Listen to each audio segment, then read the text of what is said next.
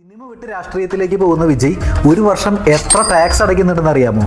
2004 ഗില്ലി എന്ന ചിത്രത്തിൽ അഭിനയിക്കുമ്പോൾ വിജയുടെ പ്രതിഫലം 1 കോടി രൂപയിൽ താഴെയായിരുന്നു.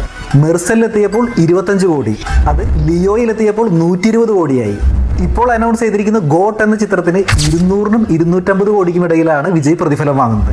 ഓൺലൈൻ പ്ലാറ്റ്ഫോമുകൾ പറയുന്നത് വിജയുടെ ഒരു വർഷത്തെ വരുമാനം ഏകദേശം 330 കോടി രൂപ വരുമെന്നാണ്.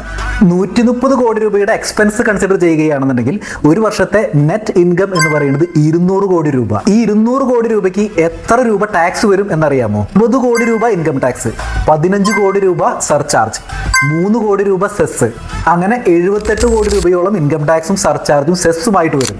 നമ്മൾ കാണുന്ന പല കമ്പനികളെക്കാൾ കൂടുതൽ ടാക്സ് ഒരുപക്ഷെ വിജയ് ഒറ്റയ്ക്ക് അടയ്ക്കുന്നുണ്ടായിരിക്കും. സെലിബ്രിറ്റികൾക്ക് കോടികളുടെ വരുമാനം ലഭിക്കുന്നുണ്ട് എന്ന് നമ്മൾ പലപ്പോഴും കേൾക്കാറുണ്ട്.